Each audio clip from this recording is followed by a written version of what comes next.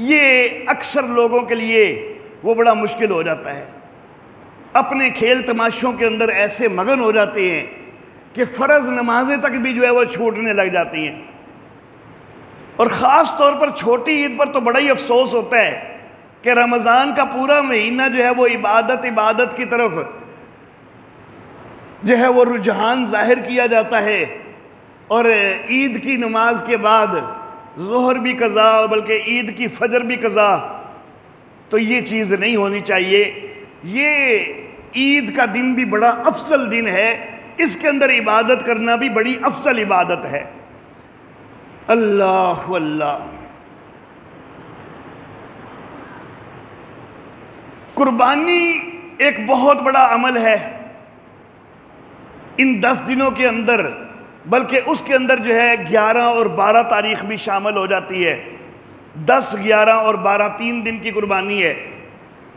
बाज़ लोग जो हैं वो 4 दिन की कुर्बानी भी कहने लग गए हैं दौरे हाज़िर में,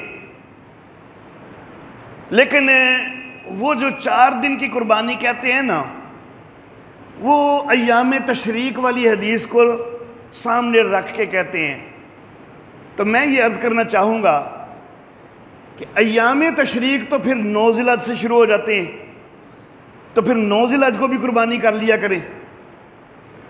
अगर 13 ज़िलहज को कुर्बानी करनी है, 13 ज़िलहज को जो तकबीरें कहनी होती हैं, कितनी नमाज़ों में कहनी होती हैं? फजर, ज़ोहर और असर, 3 नमाज़ों में कहनी होती हैं। लेकिन 9 ज़िलहज की तो 5 नमाज़ों में कहनी होती हैं। तो अगर जिस दिन में 3 नमाज़ों में तकबीरें कहनी हैं, उनके अंदर कुर्बानी है, अय्याम तशरीक की हदीस की वजह से, तो फिर जिस दिन के अंदर 5 नमाजों के अंदर तकबीरें हैं, उस दिन कुर्बानी फिर क्यों नहीं? फिर या तो 9 ज़िलहज से शुरू कर लिया करें ना। तो ये बिला वजह की बात है 13 ज़िलहज की। अल्लाह अल्लाह। नबी अकरम सल्लल्लाहु अलैहि वसल्लम ने इरशाद फरमाया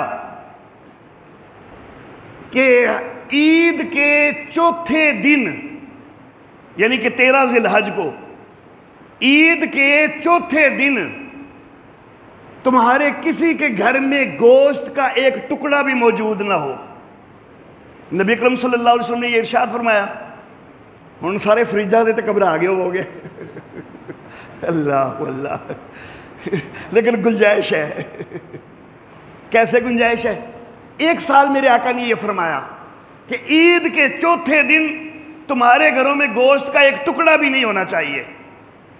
अगले साल सहाबा किराम ने पूछा, आका पिछले साल आपने ये हुक्म किया था कि चौथे दिन जो है वो गोश्त का एक टुकड़ा भी कोई नहीं होना चाहिए, क्या अब भी यही हुक्म है?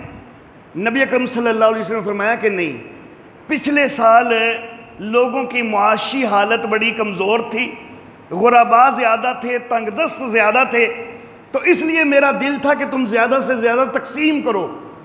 लेकिन अब लोगों की मुआशी हालत उससे बेहतर हो चुकी है, तो अब अगर रखना चाहते हो घर में तो रख भी लो।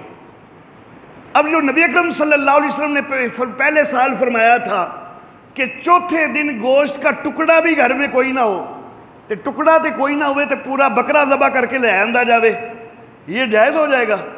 अगर चौथे दिन तकबीर कुर्बानी होती तो नबी अकरम सल्लल्लाहु अलैहि वसल्लम कहते हैं कि 5वें दिन गोश्त का टुकड़ा ना हो। फिर चौथे दिन का क्यों कहा नबी अकरम ने कि चौथे दिन जो है गोश्त का टुकड़ा भी घर में नहीं होना चाहिए? तो इससे बड़ा वाज़े तौर पर मालूम होता है कि कुर्बानी के 3 दिन हैं, 4 दिन नहीं हैं। बहरहाल कुर्बानी के मसाइल के हवाले से गुज़श्ता जुमा भी कुछ बातें हो चुकी हैं, और जुमा का वक़्त जो है वो मज़ीद इजाज़त भी नहीं दे रहा, तो इसलिए जो है वो इसी के ऊपर इक्तिफ़ा करना चाहूँगा।